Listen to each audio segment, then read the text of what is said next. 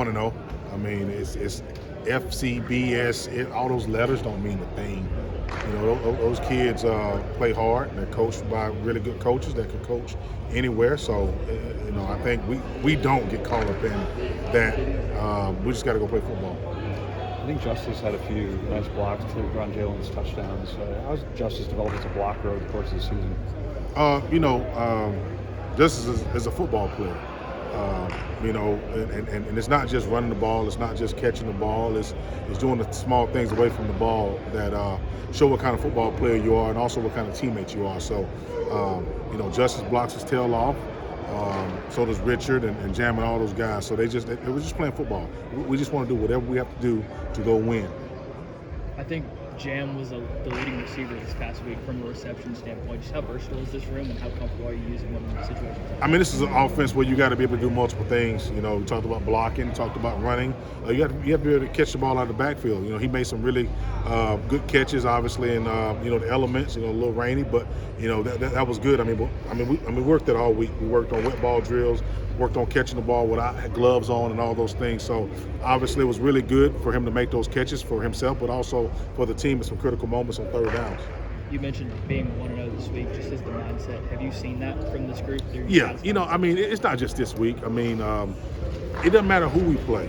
It really doesn't. And that's what we've told these guys is that, the scoreboard doesn't matter. The standard of how you play has to matter more than who you're playing. So these guys have had a good prep so far this week. Obviously, we got to continue going against a really good team. But they've studied these guys just like they studied LSU and like they studied Georgia and Tennessee. So, it's a nameless opponent, and you have to respect them.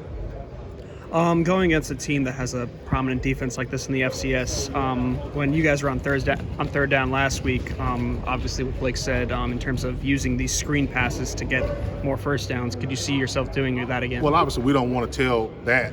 Obviously we didn't come in here last week and tell you that we were going to do some of that stuff on third down versus LSU. Mm-hmm. We're not going to say what we're going to do on third down this week. We may run the ball every time on third down. We may throw the ball every time. We may run screens, throw perimeter. So it's just week by week.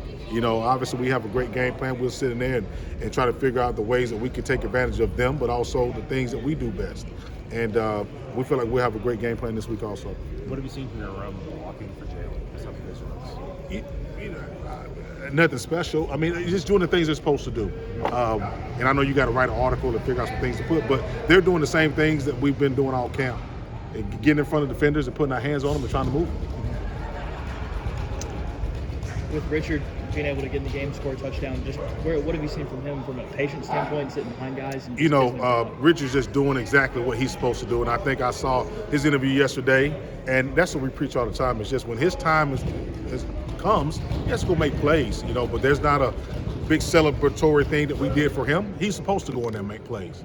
He was supposed to go in there and find an open lane. They blocked the cave down the left side. He found a crease. He was supposed to go get behind his pads and run a defender over. And Kevin Riley can do that. Daniel Hill can do that. That's why you hear at Alabama. So when he did that, obviously we're excited for him, but we weren't surprised. And he's not surprising himself, and I think it's kind of funny that sometimes it's kind of like, oh, can he do? Yeah, he can do that. But we have a talented room, and it's kind of a next man up mentality where he knows when he has to go, he's got to play, regardless if it's the first play of the game or it's play 72. He better go in there and play the way he can play as a group. Robbie was talking, and he said that last year he had a play lined up where he was going to get the ball as a fullback. It never got called, but just wondering, given his skill set, how would he be at maybe handing off in a short yardage situation? I don't think there's nothing that Robbie can't do. Robbie's a really good teammate, first of all. He's very unselfish. He's a no-nonsense player. Robbie has really good hands, good ball skills.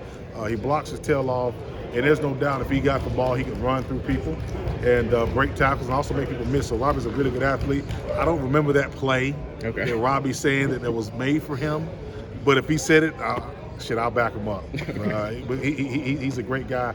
I would have loved for him to be my teammate. How crucial is he in opening up holes for the backs? Robbie blocks for the backs. He blocks for the quarterbacks. He's on special teams. He's a very huge part of what we do offensively. What have you seen from Mercer's defensive front so far? You know what? They're quick. They do a really good job up front using their hands to get on blocks. They obviously create a lot of tackles for loss. They do a great job sacking the quarterback. They create pressure, and they force a lot of turnovers in the secondary because the quarterbacks are just running for their lives and throwing the ball up.